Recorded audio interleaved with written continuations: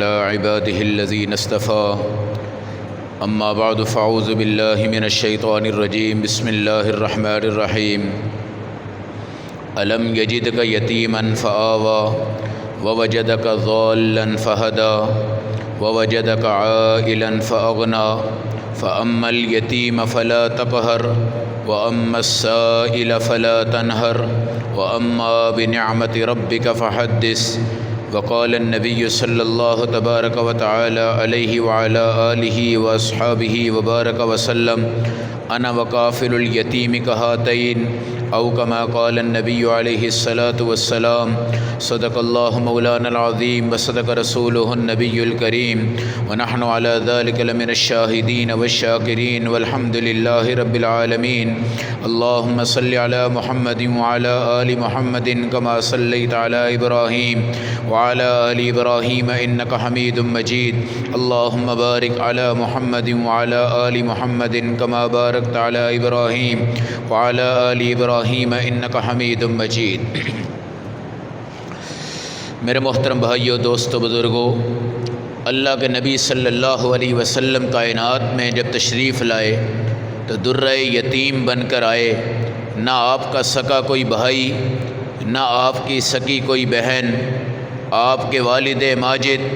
کائنات میں آپ کی تشریف آوری سے پہلے دنیا سے چلے گئے، اور آپ کی والدہ بھی 6 سال کی عمر میں رخصت ہوئی، اور آپ کے دادا عبد المطلب بھی 8 سال کی عمر میں دنیا سے رخصت ہوئے۔ نبی پاک صلی اللہ علیہ وسلم جب تشریف لائے، آپ کا حسن، جمال، نام، حلیہ، نقشہ پوری دنیا میں مشہور ہوا، اور آپ کی والدہ سیدہ آمینہ ایک پہاڑی پہ آپ کو اٹھا کے کھڑی ہیں، اور کچھ خوشی کے آنسو بہہ رہے ہیں، کچھ غم کے آنسو بہہ رہے ہیں، اور آپ کے دل میں یہ تمنا ہے کاش آج ان کے والد ہوتے،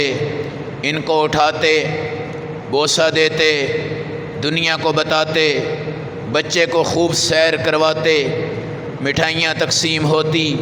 خاندان کو اطلاع ہوتی، ساری دنیا آتی، رسول پاک کے والد کے سامنے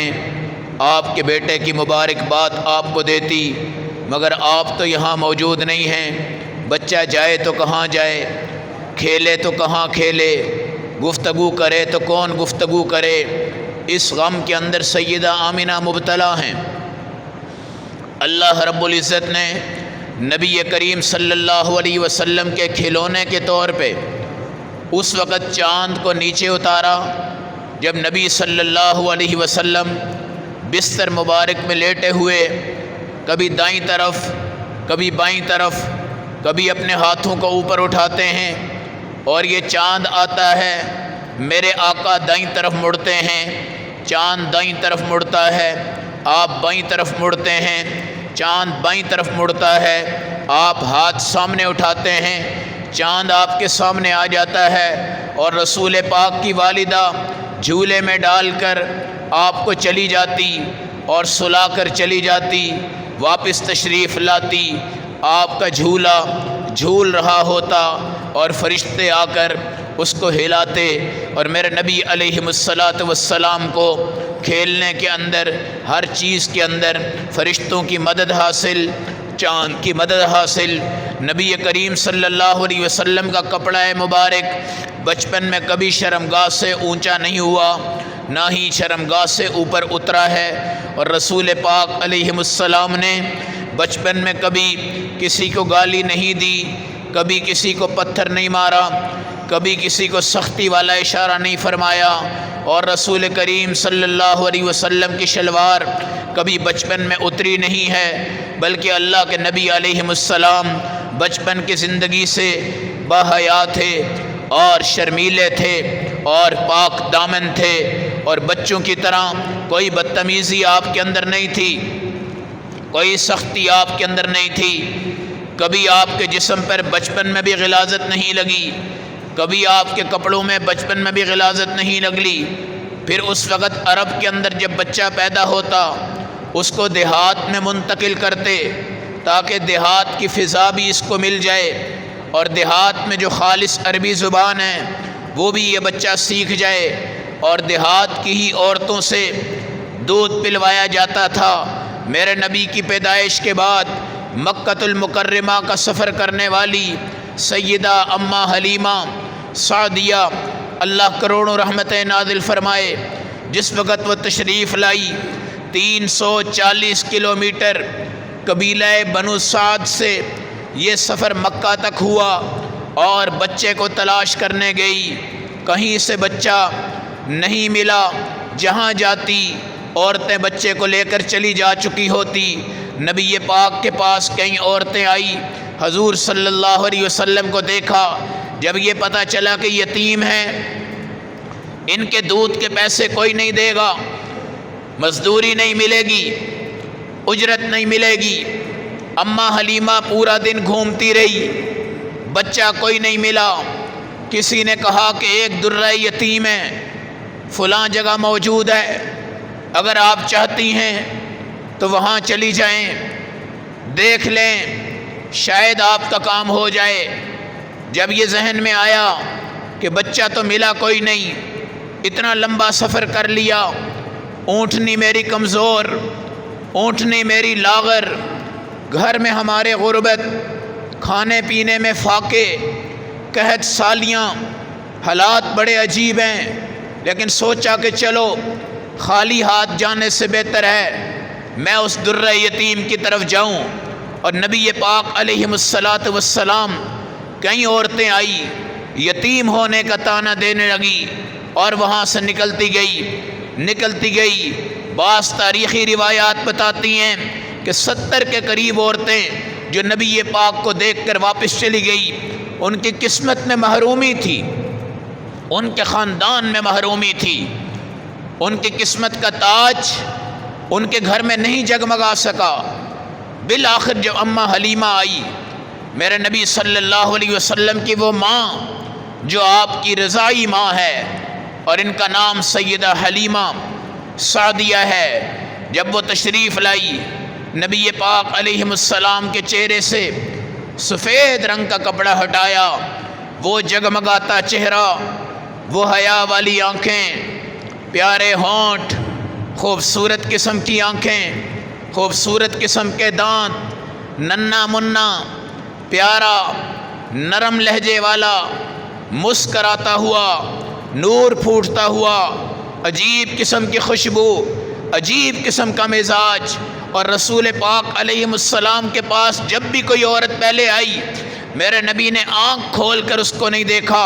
لیکن جب اماں حلیمہ سعدیہ آئی، حضور پاک کو دیکھنے لگی، تو میرے نبی کی آنکھیں بھی کھل گئی، اور رسول پاک علیہ السلام اماں جی کو دیکھنے لگے، اماں حلیمہ کو دیکھنے لگے۔ عطا اللہ شاہ بخاری رحمۃ اللہ علیہ فرماتے ہیں، یہ نہ کہا کرو کہ کسی عورت نے نبی کو قبول نہیں کیا، یہ کہو کہ رسول پاک نے کسی عورت کو قبول نہیں کیا۔ اگر کسی کو قبول کیا ہے تو وہ سیدہ اماں حلیمہ سعدیہ ہے،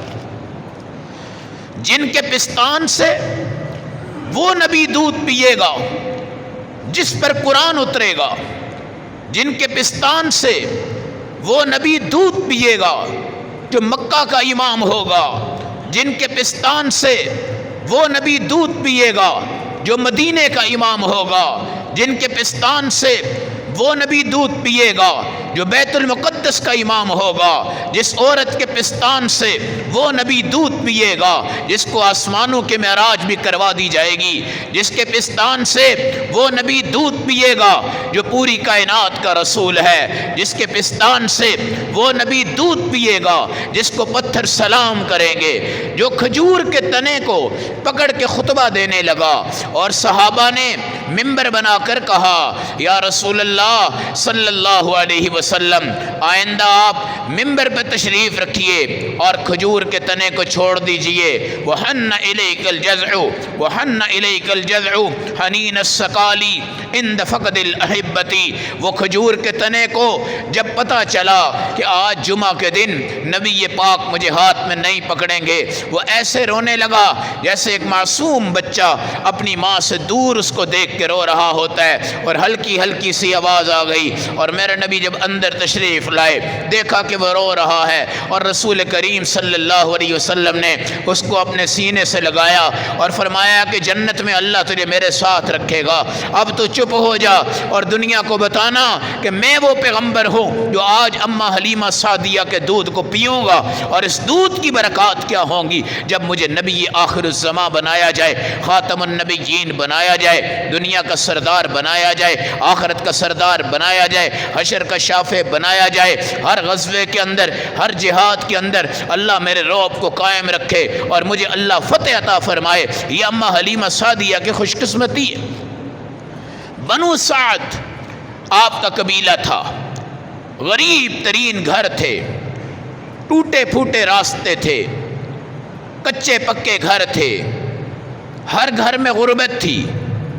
علاقے میں قحط سالی تھی، گھاس موجود نہیں تھا، پتے ٹوٹ چکے تھے، درخت خشک ہو چکے تھے، بکریاں بھوک سے مر رہی تھی، گائے وغیرہ دودھ دینا بند کر چکی تھی، ہر طرف سے دودھ کا بھی قحط تھا، ہر طرف سے خوراک کا بھی قحط تھا، ہر طرف سے غلہ بھی ختم ہوتا جا رہا تھا، اور یہ محلہ پسماندگان میں شمار ہوتا تھا، اور غربت اور غریب لوگوں کا علاقہ شمار ہوتا تھا۔ اور بنو سعد میں کیا خوشیاں لوٹیں گی، بنو سعد میں کیا بارشیں شروع ہو جائیں گی، بنو سعد میں کیا درخت اگیں گے، بنو سعد میں گھاس تر و تازہ ہوں گے، بنو سعد کے پھول کے پودے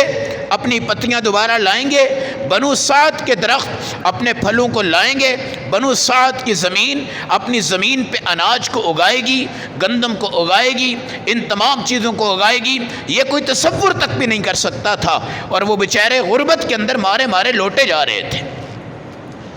اماں حلیمہ میرے نبی صلی اللہ علیہ وسلم کو لیتی ہیں، حضور پاک کی آنکھوں میں جو نور آیا، پرکشش نورانیت آئی، جذب و وجد آیا، اور رسول کریم صلی اللہ علیہ وسلم کو لے لیا اور اپنے خامند کو بھی بتایا۔ اونٹنی میں جب سوار ہوئے، رسول پاک کو پیچھے رکھا، اونٹنی رک گئی، اشارہ تھا کہ اس نبی کو آگے رکھو، پیچھے بٹھا کر یہ تم نہیں چل سکتے۔ پھر میرے نبی کو آگے رکھا، اونٹنی کا رنگ بدل گیا، اونٹنی کی چمک بدل گئی، اونٹنی کی صفت بدل گئی، اونٹنی میں قوت پیدا ہو گئی، اونٹنی میں تر و تازگی پیدا ہو گئی۔ آپ کی سہیلیاں بچے لے کر جا چکی تھی، آپ پیچھے اکیلی تھی، 350 کلومیٹر کا سفر طے کرنا تھا۔ سوچا کہ جب آئی تھی اونٹنی لاغر تھی، جاؤں گی تو اونٹنی کا کیا بنے گا، مگر ان کو پتہ نہیں تھا کہ میرے آقا تشریف لا رہے ہیں اور اونٹنی پہ بیٹھ رہے ہیں۔ میرے نبی نبوت کے بعد جب چل رہے ہیں، اور قافلے میں حضرت جابر کا ایک گھوڑا تھا جو بڑا سست تھا، اور رسول پاک نے فرمایا جابر ذرا ادھر آ۔ جب ادھر آئے تو میرے نبی نے فرمایا تیرے گھوڑے نے سب کو روکا ہوا ہے، مسئلہ کیا ہے؟ یا رسول اللہ یہ سست ہے، کمزور ہے۔ میرے نبی نے اس کے کمر پہ ہاتھ رکھے، پیشانی پہ ہاتھ پھیرا، ایک دم سے گھوڑا تیز ہو گیا، خوبصورت ہو گیا، اتنا پیارا چلنے لگا کہ میرے نبی نے حضرت جابر سے کہا یار ایسا کر، یہ گھوڑا مجھے دے دے، یہ گھوڑا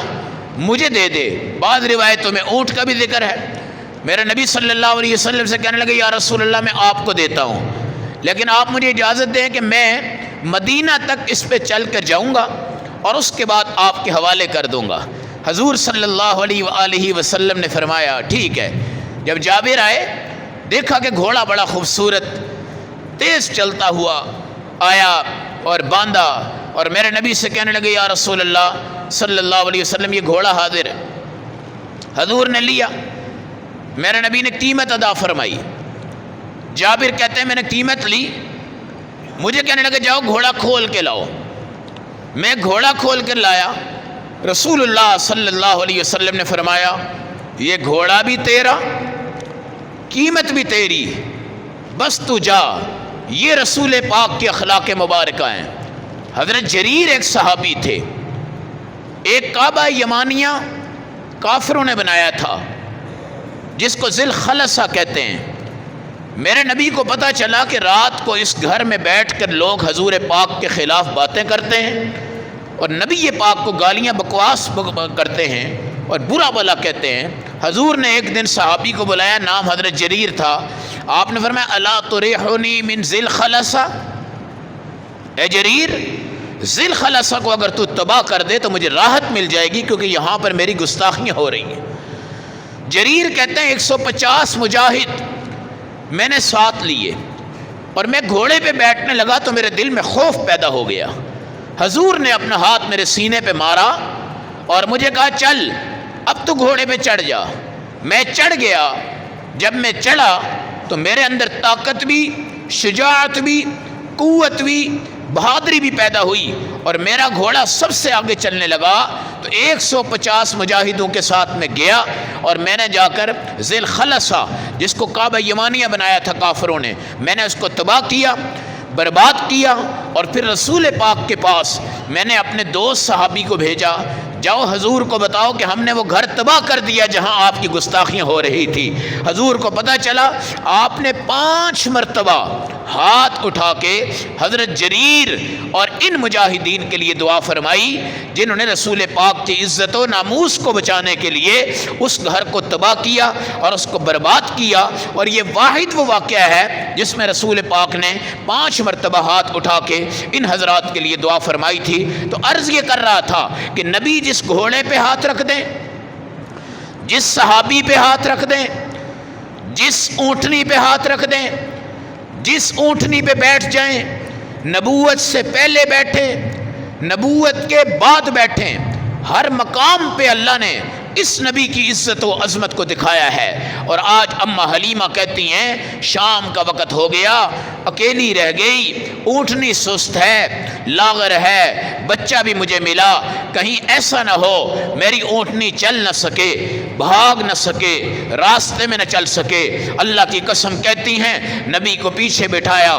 آگے بیٹھے، حضور پاک کی وہ سواری نہیں چلی، پھر حضور صلی اللہ علیہ وسلم کو آگے کیا گیا، اونٹنی کھڑی ہو گئی، رنگ بدل گیا، رفتار، ترتیب، تمام چیزیں بدل گئی، خامد کو بھی ساتھ بٹھایا، اونٹنی چلتی گئی، راستے میں وہ تمام اونٹنیاں آئی جو آپ سے پہلے نکل چکی تھی، اور دیکھا کہ اماں حلیمہ ان کا اپنا رنگ بھی بدل گیا ہے، اونٹنی کا رنگ بھی بدل گیا ہے، اور یہ قافلے سے تیزی کے ساتھ جا رہی ہیں۔ اور بنو سعد کے گھر میں جب میرے آقا کو لے کر آگے گئی، بنو سعد میں ایک خوشبو پھیل گئی، اور رات کو جس وقت میرے نبی صلی اللہ علیہ وسلم کو سلایا پورے کمرے میں روشنی ہو گئی، اور بنو سعد کے لوگوں نے کہا اے اماں حلیمہ یہ تو بتاؤ یہ روشنیاں کہاں سے آ گئی، یہ چراغ کہاں سے آ گئے؟ کہا آؤ میرے گھر میں آؤ، میں تمہیں بتاتی ہوں۔ جس وقت عورتوں کو دکھایا اور کپڑا اٹھایا، اور میرے نبی علیہ السلام کا 14ویں رات سے زیادہ چمکتا دمکتا چہرہ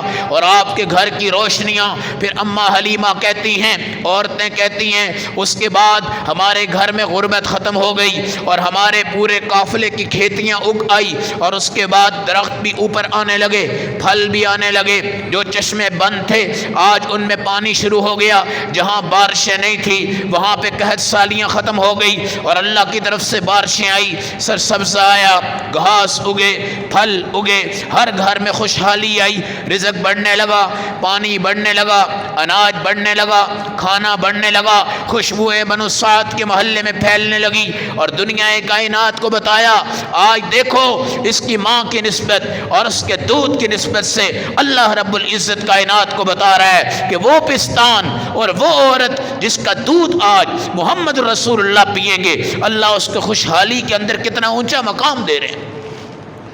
ماں کا دودھ،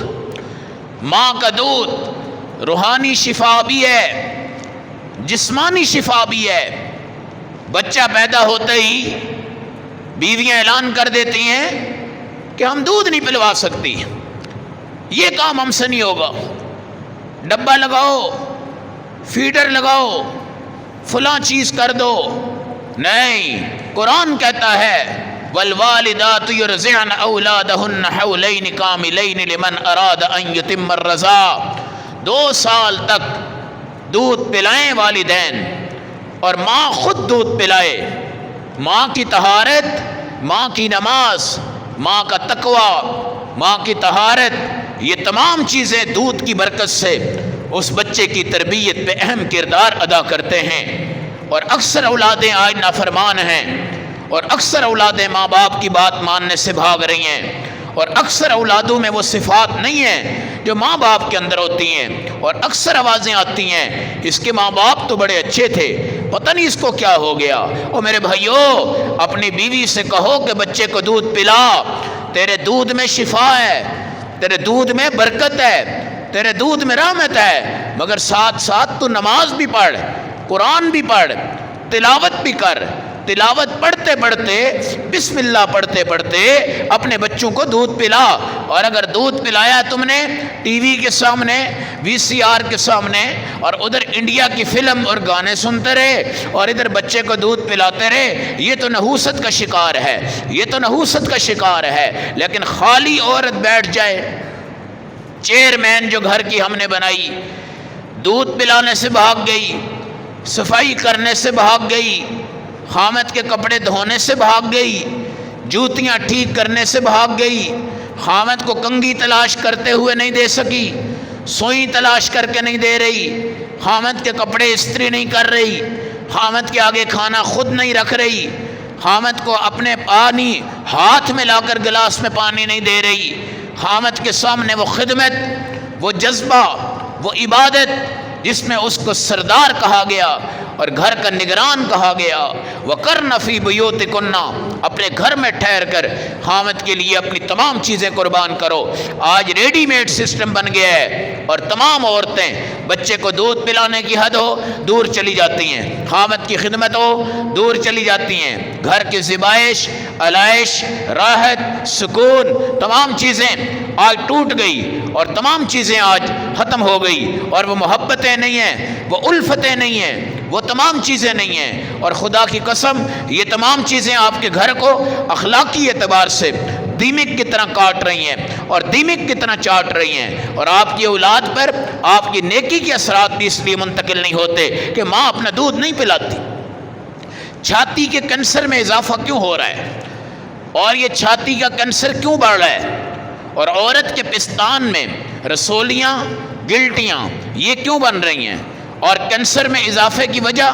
صرف یہی ہے کہ دودھ اللہ کی نعمت جب اترتی ہے اس کو روک لیا جاتا ہے، خشک کر لیا جاتا ہے، دوائیاں کھا لی جاتی ہیں، اور وہ جس نعمت کو دینا تھا، اس بچے کے منہ میں ڈالنا تھا، اللہ نے اس کے لیے وہ مقدر رکھا تھا، آج عورتیں اس سے منہ چرا گئی۔ پھر کیا ہے، 20,000 روپے تنخواہ لینے والا بیچارہ 7,000-8,000 روپے کا فیڈر کا دودھ اس کو پلائے گا اور ڈبے لائے گا، بسوڑی بن جائے گی ہیں۔ آج مرنا بھی مشکل ہے، جینا بھی مشکل ہے۔ کوئی پیدا ہوتا ہے تو ڈاکٹر کا پہلا فیصلہ ہوتا ہے آپریشن، اور 1.5-2 لاکھ روپے کا ٹیکہ لگ گیا۔ جب اس نے مرنا ہے تو مرنے والے دن ہی پہلے بھی 5-7 دیگیں بنانی پڑتی ہیں، اور 10ویں دن پھر بنانی پڑتی ہیں، 40ویں دن پھر بنانی پڑتی ہیں، تو آنے پر بھی 2-3 لاکھ روپے لگ رہا ہے اور جانے پر بھی 2-4 لاکھ روپے لگ رہا ہے۔ یہ تو مرنا بھی مشکل ہو گیا اور جینا بھی مشکل ہو گیا، اور دودھ بھی نہیں پلایا اور وہ روحانیت بھی نہیں گئی۔ میرے آقا علیہ السلام کا دودھ اماں حلیمہ سعدیہ رضی اللہ تعالی عنہا کی چھاتی مبارک سے شروع ہوا، اور آپ صلی اللہ علیہ وسلم ایک طرف سے دودھ پیتے، دوسری طرف سے آپ کا ایک بھائی رضائی تھا وہ دودھ پیتا تھا۔ میرے نبی علیہ السلام کو کوشش کرتی اماں حلیمہ دونوں طرف سے دودھ پلاؤں، مگر میرے نبی صلی اللہ علیہ وسلم نے اسی پستان سے دودھ پیا جو آپ کا حصہ تھا، اور اس سے آپ نے نہیں پیا جس سے آپ کا حق نہیں تھا، اور بچپن سے آپ نے انصاف کے ترازو قائم کیے ہیں۔ اماں حلیمہ نے ایک اور بچی جن کا نام شیمہ تھا، جو آپ کی رضائی بہن تھی اور نبی پاک صلی اللہ علیہ وسلم کے ساتھ تھی، وہ ایک بڑی عمر کی تھی، حضور پاک اس وقت چھوٹے تھے۔ شیمہ بکریاں چرانے جاتی تھی تو میرے نبی صلی اللہ علیہ وسلم کو اٹھا کے ساتھ لے جاتی، اور حضور صلی اللہ علیہ وسلم اگر دھوپ ہوتی تو فرشتے آ کر آپ پہ سایہ کر دیتے، اور بکریاں جب بھاگتی تو شیمہ رسول پاک کو بٹھاتی اپنی گود میں میں اور ایک پتھر پہ بیٹھ جاتی اور بکریاں دور دور سے آتی اور آ کر شیما کو دیکھتی، نبی پاک کو دیکھتی، ان کے چہروں کو دیکھتی، ان کی خوشبو کو سونگھتی، اور شیما عصر کے بعد آتی، بڑی بڑی عورتیں آتی، اپنے بھائیوں کو اٹھا کے لاتی، ایک جگہ بیٹھ جاتی، کوئی کہتی میرا بھائی ایسا، کوئی کہتی میرا بھائی ایسا، کوئی کہتی میرا بھائی ایسا۔ جب شیما آتی تو رسول اللہ صلی اللہ علیہ وسلم کو اٹھایا ہوتا، اور حضور پاک کے حسن کی میں نے آپ کو بتایا کہ ہر دن آپ کا حسن نرالا ہوتا، آپ کا جمال نرالا ہوتا، آپ کی صورت نرالی ہوتی، اور شیما اپنا کپڑا ڈال لیتی، ہاتھوں سے اپنے بھائی کے چہرے کو چھپا لیتی، آپ کی آنکھوں پہ اپنا سر دے دیتی کہ کہیں کوئی آئے نہ اور میرے نبی صلی اللہ علیہ وسلم کو نظر بد نہ لگ جائے اور حضور پاک علیہ السلام کو کوئی نقصان نہ ہو جائے۔ بڑی محبت، بڑا پیار، بہت کھیل کھلونا شیما رسول اللہ صلی اللہ علیہ وسلم سے کرتی، اور اماں حلیمہ سے کہتی جب تک یہ بھائی میرے ساتھ نہیں جائے گا میں بکریاں چروانے نہیں جاؤں گی، جب میں جاتی ہوں ان کو لے کر تو میری کوئی بکری بھاگتی نہیں، ساری آ کر نبی پاک کی زیارت کر رہی ہوتی ہے، اور جب یہ آقا میرے ساتھ نہیں ہوتے بکریاں بھاگ جاتی ہیں، کوئی ادھر جاتی ہے کوئی ادھر جاتی ہے، میں چل نہیں سکتی، میں بھاگ نہیں سکتی، میں تنگ آ جاتی ہوں۔ تو اماں حلیمہ کہتی جاؤ رسول پاک صلی اللہ علیہ وسلم کو ساتھ لے جاؤ اور بکریاں اپنی چرا کر آؤ۔ حضور پاک صلی اللہ علیہ وسلم نے بھی بچپن میں بکریاں چرائی، اور آپ نے فرمایا کوئی نبی ایسا نہیں ہے کہ جس سے اللہ یہ کہیں عاجزی پیدا کرو، مگر بکریاں سب چرا کر گئے ہیں، اور اس میں عاجزی ہے اور اس میں محبت ہے، اور بکریاں برکت والی ہیں، ایک بکری لاؤ چند سال میں لینے لگ جاتی ہیں اور آپ کے ریوڑ ہی ریوڑ بن جاتے ہیں، اور بکریوں کے دودھ میں برکت، جسم میں برکت، گوشت میں برکت، نظر میں برکت، ان کے ریوڑ میں برکت، ان کی تمام چیزوں میں برکت۔ حضور فرماتے ہیں جب تمہارے اندر اکڑ خانی آ جائے، تکبر آ جائے، چودراہٹ آ جائے، اور تم سمجھو کہ میں بہت بڑا آدمی ہوں، اور تمہارا تکبر نہ ٹوٹے، تمہارا فخر نہ ٹوٹے، تو تین کام کیا کرو۔ بکریوں کے تھن پکڑ کے دودھ نکالا کرو، بکریوں کو جا کر چرایا کرو، اور جب تمہارے دسترخوان پر روٹی کے ٹکڑے گرنا شروع ہو جائیں تو وہ روٹی کے ٹکڑے اٹھا کر بعد میں کھایا کرو۔ ان تین چیزوں سے ایسی عاجزی آئے گی کہ تمہارا پیغمبر محمد مصطفیٰ صلی اللہ علیہ وسلم تمام آسمانوں سے اوپر تمام نبیوں کو نیچے چھوڑ کر رب کا دیدار کر کر بھی آیا، اور پھر بھی رسول اللہ صلی اللہ علیہ وسلم ایک گدھے پر بھی سوار ہو کے راستوں سے گزرتے، مگر آپ کے اندر کوئی فخر نہیں تھا،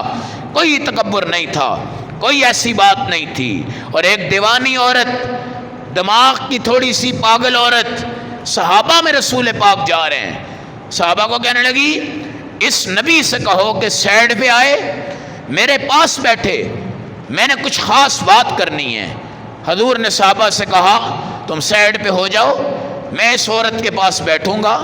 آپ بیٹھ گئے، بیٹھ کر جو اس نے بات کرنی تھی وہ کی، اور رسول پاک وہاں سے کھڑے ہوئے اور آپ آگے چلے، اور آپ نے یہ نہیں سوچا کہ میں صحابہ میں چل رہا ہوں، میں ان کا امام ہوں، میں ان کا سردار دو عالم ہوں، میں اب ایک عورت جو دماغ کی بھی ریزہ ہے میں اس کی بات کیسے سنوں، کیسے اس کے پاس بیٹھوں، کیسے کچھ کروں۔ تو میرے نبی صلی اللہ علیہ وسلم بکریاں چراتے، تمام نبی ایسے جنہوں نے بکریاں چرائی، اور بکریاں چرانے سے انسان میں عاجزی، محبت،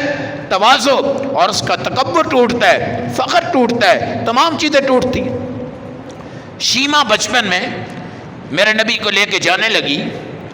ایک میلہ تھا، اور اس میلے میں گانے بجانے، قوالیاں اور بت اور غیروں کو سجدہ اور یہ تمام چیزیں تھی۔ جب رسول اللہ صلی اللہ علیہ وسلم کو لے جانے لگی تو تاریخ روایت بتاتی ہے کہ حضور نے اپنے دندان مبارک سے شیما کے کندھے کے پاس ایک چکی کاٹی، اور وہ درد کے اندر ایسی مبتلا ہو گئی کہ ان کی توجہ میلے سے دور ہو گئی، اور وہ اپنے بھائی کو لے کے گھر میں اماں حلیمہ کے پاس آ گئی اور یہ واقعہ سنایا۔ اس وقت بھی اماں حلیمہ نے کہا اللہ نے اس کو مزامیر سے، باجوں سے، گانوں سے، مراسیوں سے، قوالیوں سے، شیطانوں سے، بتوں سے اللہ نے اس کو ایسے بچایا ہے کہ تم اس کو وہاں نہیں لے جا سکی۔ یہ پیغمبر آخر الزمان ہے، محمد الرسول اللہ صلی اللہ علیہ وسلم ہے۔ اس لیے میرے بھائیوں، اللہ کے نبی پہ درود پڑھنے والا آدمی بری اور گندی محفلوں سے ضرور بچ کے رہتا ہے، اور جس وقت وہ جاتا ہے نا، وہاں کی خوشبو اس کو بدبو لگتی ہے، اور وہاں کی مٹھاس اس کو کڑوی لگتی ہے، اور وہاں کی ہنسی اس کو رونا لگتا ہے، اور وہاں کی خوشیاں اس کو خوف لگتی ہیں، اور یہ بندہ وہاں سے بچ کے آ جاتا ہے اور یہ سمجھتا ہے کہ میں نبی پاک علیہ السلام کا امتی ہوں، کن زبانوں سے میں درود پڑھتا ہوں، کن چہروں سے میں درود پڑھتا ہوں، اور ان چہروں سے آ کر میں ان گندی محفلوں میں آ جاؤں اور ان تمام چیزوں میں آ جاؤں۔ یہ درود حیا کا سب سے بڑا دروازہ ہے، یاد رکھیں۔ اور اگر یہ آپ کا قبول ہو رہا ہے تو آپ کے اندر حیا پیدا ہوگی، شرم پیدا ہوگی، آپ رسول پاک سے محبت کرنے لگ جائیں گے تو دنیا سے آپ کو کبھی محبت نہیں ہو سکتی، دنیا سے کبھی آپ کو محبت نہیں ہو سکتی، صرف اللہ کے نبی صلی اللہ علیہ وسلم سے محبت پیدا ہوگی۔ اور یہ محبت حلاوت ہے، یہ محبت مٹھاس ہے، اور نبی پاک نے آپ سے درخواست کی ہے، مجھ سے درخواست کی ہے کہ میں محبت کے قابل ہوں، تم مجھ سے محبت کرو، تم مجھ سے محبت کرو، اور تم جب کرو گے تو محبت میں تم نے رکنا نہیں بلکہ آگے بڑھنا ہے۔ کتنا آگے بڑھنا ہے کہ ماں سے محبت جو ہے وہ پیچھے رہ جائے، باپ کی محبت پیچھے رہ جائے، اولاد کی محبت پیچھے رہ جائے، تمام انسانوں کی محبت پیچھے رہ جائے، اور آپ خود اور میں خود اس بات کا تجزیہ کریں کہ آج میرے دل میں نبی کی محبت زیادہ ہے یا اماں کی، نبی کی زیادہ ہے یا ابا کی، نبی کی زیادہ ہے یا ایک بچے کی، نبی کی زیادہ ہے یا ایک بیٹی کی، نبی کی زیادہ ہے یا ایک انسان کی، نبی کی زیادہ ہے یا کسی اور چیز کی۔ یاد رکھنا، حضرت عمر بن خطاب رضی اللہ تعالیٰ عنہ ایک مقام پہ تشریف لے جا رہے ہیں، ایک کافر آیا اور وہ آپ کو قتل کرنے کے ارادے سے آیا۔ جب قتل کرنے کے ارادے سے آیا، حضرت عمر بن خطاب قافلے کے ساتھ تھے، اور وہ بڑا جاسوس آدمی تھا، تیز ترین آدمی تھا، جس کو دشمنوں نے کہا کہ تو عمر بن خطاب کو قتل کر دے تاکہ اسلام کا نام مٹ جائے۔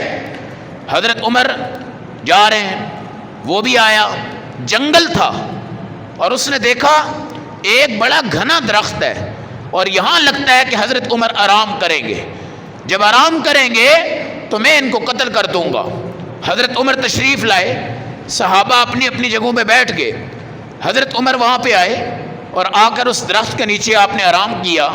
بڑا خوش ہوا اور درخت سے بالکل تیاری کرنے لگا کہ میں ان کو مارتا ہوں۔ ایک دم سے ایک درندہ آیا، شیر کی طرح وہ آیا اور آ کر حضرت عمر کے سر کے پاس کھڑا ہو گیا۔ اب وہ دشمن کہنے لگا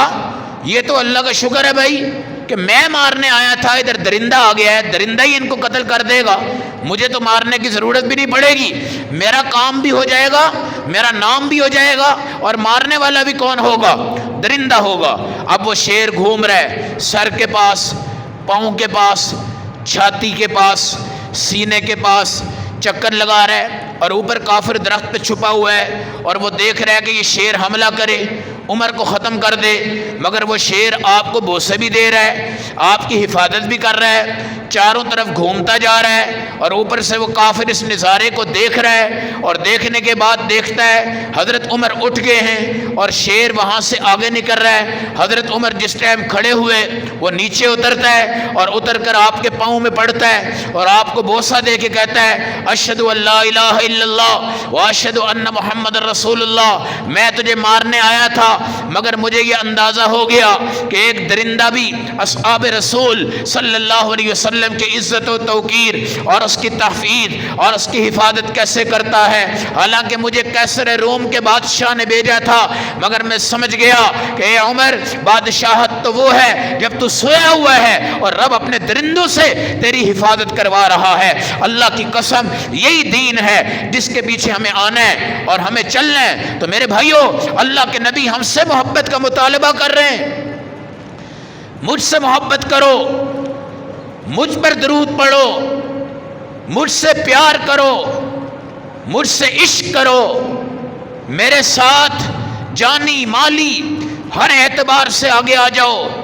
اور تمہیں بتاؤں کہ رسول پاک کی محبت کا ذائقہ ہم نے چکھا نہیں ہے۔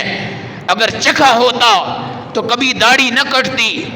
کبھی ٹوپی نہ اترتی، کبھی ہماری نماز نہ چھوٹتی،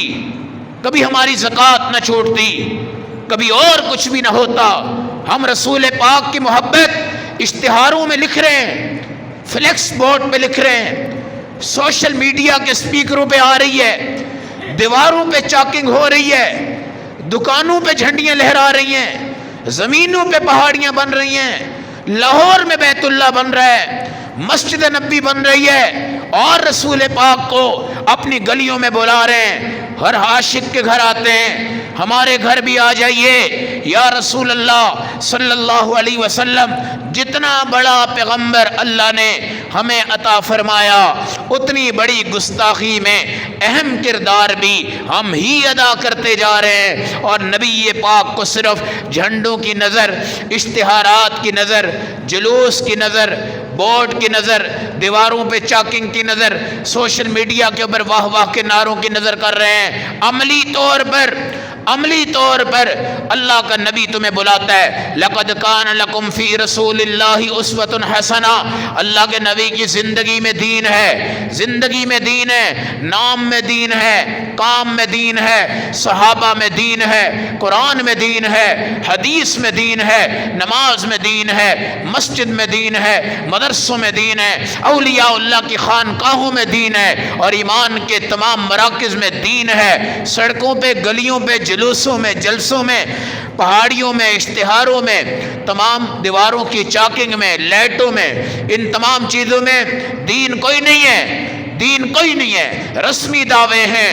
رسمی دعوے ہیں، رسمی دعوے اللہ کو منظور نہیں ہیں، نہ اللہ کے نبی کو قبول ہے۔ شیما میرے نبی صلی اللہ علیہ وسلم کی بہن، قربان جائیں اس کے پیار، محبت اور اس کے اخلاق پر۔ جب رسول پاک کو غزوات میں فتح ہوئی، سب سے بڑی غنیمت آپ کو اس وقت ملی جب غزوہ حنین فتح ہوا۔ 6000 قیدی اور اس سے بھی زیادہ سواریاں اور اسلحہ آپ کو ملا، اور 6000 قیدی جب وہاں پر تھے تو ان میں ایک عورت تھی جس کا نام شیما تھا، جو رسول پاک کی رضائی بہن تھی۔ وہاں قیدی پریشان تھے، اور نبی پاک کو شیما نے اطلاع بھجوائی کہ میں آپ کی بہن ہوں، آپ سے ملاقات کرنا چاہتی ہوں۔ حضور نے کہا میری تو سکی کوئی بہن نہیں، کوئی بھائی نہیں۔ صحابہ نے کہا یا رسول اللہ وہ دعویٰ کر رہی ہے اور کہہ رہی ہے ایک دفعہ مجھے محمد رسول اللہ سے ملوا دو۔ خدا کی قسم حضور کے سامنے تشریف لائی، میں آپ کی بہن ہوں، میرا نام شیما ہے، ہم دونوں رضائی بہن بھائی ہیں۔ میرے نبی نے پوچھا کوئی نشانی ہے تیرے پاس؟ کوئی نشانی ہے تیرے پاس؟ کہنے لگی یا رسول اللہ بچپن میں ایک میلے میں ہم جا رہے تھے تو آپ نے مجھے اپنے دانت مبارک سے چکی کاٹی تھی میری اس جگہ پہ، آپ آئیں میں آپ کو وہ نشان دکھاتی ہوں۔ تو رسول پاک نے دیکھا اور وہاں سے عجیب خوشبو آ رہی تھی، اور وہ قسم اٹھا کے کہنے لگی میں جس مجمع میں جاتی ہوں اس زخم سے آج تک خوشبو ختم نہیں ہوئی، اور ہر بندہ مجھے کہتا ہے شیما یہ خوشبو کہاں سے لگی ہے؟ میں کہتی ہوں یہ اسی بھائی کی دندان مبارک کی خوشبو ہے جو اس نے مجھے بچپن میں لگائے تھے۔ میرے نبی کے آنسو گرے، آپ صلی اللہ علیہ وسلم دو زانو ہو کے بیٹھے اور اپنی چادر مبارک شیما کے سامنے بچھائی، اور میرے نبی صلی اللہ علیہ وسلم نے فرمایا شیما آج جو تو کہے گی ایک بھائی اپنی بہن کی اس پوری دعوت کو قبول کرے گا۔ کہا یا رسول اللہ ان سب قیدیوں کو آپ چھوڑ دے، اور رسول پاک صلی اللہ علیہ وسلم نے ان سب کو چھوڑا، اور بعض کی غنیمت جو تھی وہ صحابہ میں تقسیم ہو گئی، اور نبی پاک نے بعد میں صحابہ سے یہ بھی فرمایا اگر تم چاہو بھائی ان کے مال ان کو واپس کر دو، آئندہ کوئی غنیمت آئے گی میں انشاءاللہ اس میں سے تمہیں ادا کر کے پورا کر دوں گا۔ اور شیما کی سفارش پر آپ نے قیدی چھوڑے، شیما کو چھوڑا، اور رسول پاک صلی اللہ علیہ وسلم کی رضاعت اما حلیمہ سعدیہ کے ہاں ہوئی اور اماں حلیمہ سعدیہ کے مبارک دودھ پر اللہ کے نبی صلی اللہ علیہ وسلم کو رحمت للعالمین بنایا گیا، آپ کو نبی بنایا گیا، نبی الانبیاء بنایا گیا، خاتم الانبیاء بنایا گیا، زمین و آسمان کا آپ کو فخر بنایا گیا، دنیا و آخرت کی معراج سے آپ کو نوازا گیا اور ماں کے رتبے کو، ماں کے تقدس کو بتایا گیا۔ اور اماں حلیمہ سعدیہ جب ایک وقت میں میرے نبی کے پاس تشریف لائی، حضور صلی اللہ علیہ وسلم آگے تشریف لائے اور آپ نے پیشانی کو چوما اور اپنی چادر مبارک بچھائی اور اماں حلیمہ سعدیہ کے سامنے دو زانو ہو کر بیٹھ گئے اور اپنی ماں کے حق کو دیکھا اور فرمایا ہائے ہائے وہ وقت بھی یاد آیا ہے جب میری اماں مجھے لے کر گئی اور اماں آمنہ 6 سال کی عمر جب میری ہوئی، ابوا کے مقام پہ وہ بیمار ہوئی اور بیمار ہو کر مجھے بوسہ دینے لگی اور کہنے لگی تیرا ابا دنیا سے رخصت ہو گیا ہے، تیری اماں بھی اس وقت بیمار ہے اور مجھے لگتا ہے میں بھی آخرت کے جہاں پہ منتقل ہو رہی ہوں۔ اے میرے پیارے بچے، اللہ کی قسم ہر جوڑ میں توڑ ہوتا ہے، ہر چیز کو فنا ہوتا ہے، آج تیری ماں بھی اس دنیا سے رخصت ہو رہی ہے مگر میرا ذکر کبھی ختم نہیں ہو سکتا، اس لیے کہ میرے پیٹ سے اللہ نے تجھے اٹھا کر دنیا جہاں کا رحمت للعالمین بنایا ہے اور تیرا ذکر بھی کبھی ختم نہیں ہو سکتا، اس لیے کہ تو کائنات کا صدقہ ہے اور کائنات تیرے صدقے سے وجود میں آئی ہے۔ وہیں پر ان کا انتقال ہوا اور نبی پاک علیہ السلام چارپائی کے پائے کو پکڑ کے رو رہے ہیں اور آنسو بہا رہے ہیں اور اللہ کی ذات دیکھ رہی، فرشتے دیکھ رہے ہیں کہ عبداللہ آپ کی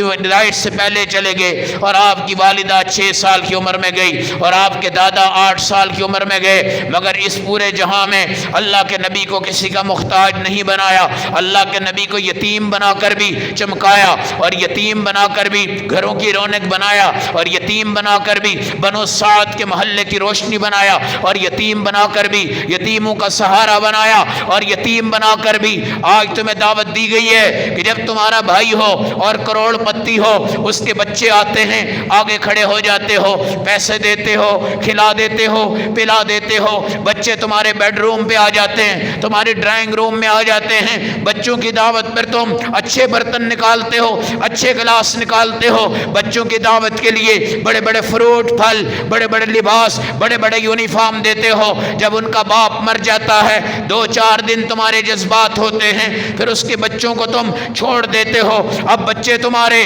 ڈرائنگ روم میں نہیں آتے، بڑے کمروں میں نہیں آتے، باہر بیٹھ جاتے ہیں۔ ان بچوں کے لیے چینی کے برتن نکالتے تھے، اب پلاسٹک کی پلیٹیں نکلتی ہیں۔ ان بچوں کے لیے نیا جگ، نئے گلاس نکلتے تھے، اب ایک گلاس بھی نہیں نکلتا۔ ان بچوں کے لیے بڑے بڑے پیزے، بڑے بڑے پیٹس، بڑے بڑے رول آتے، بڑی بڑی چاکلیٹ آتی، بڑا بڑا سب کچھ آتا، لیکن اب ہم اپنے بچوں کو بھائی کے مرنے کے بعد اہمیت نہیں دیتے اور یتیم کو اپنے گھر میں لانے کے لیے ہم اپنے آپ کو عار سمجھتے ہیں، بے شرمی سمجھتے ہیں، گراہٹ سمجھتے ہیں۔ مگر میرے نبی کو سن لو، آپ یتیم ہیں، زمین اور آخرت کے سردار آپ ہیں، آپ یتیم ہیں۔ سب نبی آپ کی نبوت کو مانیں گے حشر میں، پھر جنت میں جائیں گے۔ آپ یتیم ہیں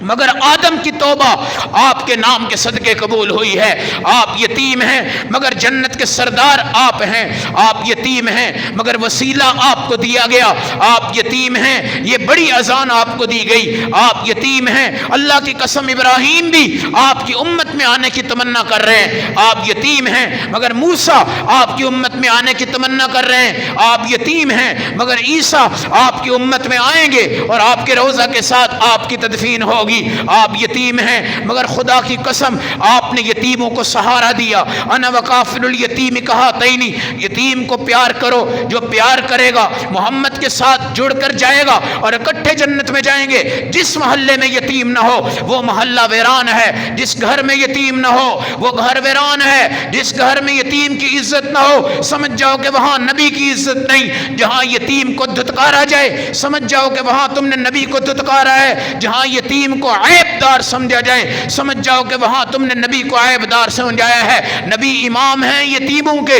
نبی امام ہیں فقیروں کے، نبی امام ہیں مسکینوں کے۔ نبی کو کہا گیا سونے کے پہاڑ دے دیتے ہیں، آپ نے فرمایا نہیں، میں ایک دن کھاؤں، ایک دن بھوکا رہوں، ایک دن روزہ رکھوں، ایک دن افطار کروں۔ اور آپ نے دعا اپنی ذات کے لیے جو فرمائی، ذات کے لیے دعا فرمائی، آپ نے کچھ نہیں مانگا، اللہم احینی مسکینا و امتنی مسکینن واحشرنی فی زمرۃ المساکین، اللہ مجھے زندگی میں مسکین رکھنا، اللہ میری موت مسکینی والی ہو، اور اے اللہ میں مسکینوں کے ساتھ جنت میں جاؤں اور اس جماعت کے ساتھ میں جڑ کے جنت میں جاؤں۔ تو میرے نبی نے مسکینی کی زندگی گزاری۔ اما عائشہ کہتی ہیں اللہ کی قسم 3 دن کبھی بھی مسلسل پیٹ بھر کے اس نبی نے کھایا نہیں ہے۔ اما عائشہ کہتی ہیں اللہ کی قسم نبی دنیا سے چلے گئے ہیں مگر یہ دیکھو ایک سفید خچر اور آپ کا اسلحہ اور باغ فدق جس پر آج شیعہ لوگ حضرت عائشہ رضی اللہ تعالی عنہ اور صحابہ اور نبی پاک اور ابو بکر صدیق پہ اعتراض کرتے ہیں کہ یہ باغ فدق ہڑپ کر گئے، کھا گئے، پی گئے، اور اما فاطمہ کو کچھ بھی نہیں ملا، اور لوگوں کی آنکھوں میں مٹی جھول رہے ہیں اور ان سے آنسو گروا رہے ہیں، اور کیا ثابت کر رہے ہیں؟ ابو بکر صدیق مال کھا گئے، حضرت عمر کھا گئے، عثمان کھا گئے، فاطمہ کو کچھ نہیں دیا، حالانکہ یہی باغ فدق وہ تھا جو حضرت علی رضی اللہ تعالی عنہ کے ہاتھ میں بھی آیا، حسن کے ہاتھ میں بھی آیا، حسین کے ہاتھ میں بھی آیا، مگر نبی کہہ گئے تھے کہ یہ صدقہ ہے، یہ کسی کی ملکیت نہیں ہے۔ یہ باغ فدق بنو نذیر کی ایک زمین تھی جو میرے نبی کے پاس تھی، یہ تمام چیزیں چھوڑی اور آپ نے فرمایا ایک زرہ، ایک تہبند، اور فرمایا گھر میں تیل نہیں کہ چراغ جلاؤں اور رسول پاک کے مہمان جو تعزیت کے لیے آ رہے ہیں ان کو سنبھالوں۔ میرے بھائیوں، مسکین، فقیر، یتیم، اگر رزق کی ترقی چاہتے ہو نا تو یہ جو حکومتیں ہیں، اور یہاں بندہ پاگل ہو گیا ہے، پریشان ہو گیا ہے، 20,000 روپیہ تنخواہ ہے اور جناب مہنگائی کہاں سے کہاں تک جا رہی ہے، اور بظاہر ہمیں یہ نظر آتا ہے کہ یہ نوالے چھینے جا رہے ہیں اور ہم بھوکے مر جائیں گے، پیاس سے مر جائیں گے۔ نہیں میرے بھائی، حدیث میں آتا ہے والانفاق من الاقتار، جب تم غریب تر ہو جاؤ پھر بھی خدا کے راستے میں آؤ اور اللہ کے فقیروں کو دو، مسکینوں کو دو۔ انشاءاللہ مہنگائی عمران خان نہیں ختم کرے گا، آپ 1 روپیہ غریب کو دو، اللہ تمہیں 10 نقد دیں گے، نقد دیں گے، نقد دیں گے، اس پہ قسم ہے، قسم ہے۔ 100 روپیہ دے دو، اللہ تمہیں 1000 کی مدد کریں گے، 1000 دو تمہیں 10,000 دیں گے، تب تمہارا بجٹ پورا ہو سکتا ہے، ورنہ بجلی کا بل دے دو، یہ پانی کا دے دو، یہ گیس کا دے دو ہیں۔ اور اللہ ہم سب کے گناہوں کو معاف فرما کے ہمیں اجتماعی توبہ بھی نصیب کرے، اور اللہ ہماری یہ جو مہنگائی ہے، یہ تمام چیزیں یہ ہمارے گناہوں کے بدلے میں ہو رہی ہے، اور اس لیے اللہ رب العزت نے آج ہمیں آزما کر یہ بتایا کہ محمد الرسول اللہ یتیم ہیں، یتیم ہیں، اور یتیموں کے کفیل ہیں انشاءاللہ، اور یتیموں کے سردار ہیں، اور یتیموں سے محبت کرنے والے ہیں۔ کسی صاحب کا سوال ہے کہ زکوٰۃ اپنے سسرال ساس کو ان کو دینی جائز ہے جبکہ وہ غریب ہیں؟ اصول جو ہوتے ہیں نا، اصول، ماں کو نہیں دے سکتے، باپ کو نہیں دے سکتے، نانی کو نہیں دے سکتے،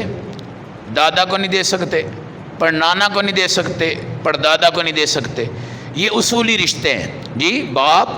دادا، پردادا، ماں، نانی، پڑنانی، اس سے اوپر بیٹے کو نہیں دینی، بیٹی کو نہیں دینی، نواسی کو بھی نہیں دینی، اور بیٹی کے بیٹے، بیٹے کی بیٹی، ان تمام کو رشتہ داروں کو نہیں دینی۔ اس کے علاوہ کوئی بھی رشتہ دار ہے، باپ، دادا، پردادا، نانا، پڑنانا، بیٹی جی، پوتی، نواسی، ان کے علاوہ جتنے رشتے ہیں، چاہے وہ بھائی ہو آپ کا، بہن ہو، سسرالی رشتوں میں جو ہوں، ان تمام حضرات کو مستحق ہونے کی صورت میں آپ زکوٰۃ دے سکتے ہیں۔ صرف اپنے ماں باپ یا اس سے اوپر، اور بیٹا بیٹی یا اس سے نیچے کے رشتے، ان کو نہیں دینی۔ باقی جتنے دائیں بائیں کزن سسٹم میں دوسرے آتے ہیں، سسرال کے ضمن میں کئی رشتے آتے ہیں، آپ ان تمام حضرات کو زکوٰۃ دیں بشرطے کہ وہ مستحق ہوں۔ اللہ ہمیں عمل و سمجھ کی توفیق عطا فرمائے انشاءاللہ۔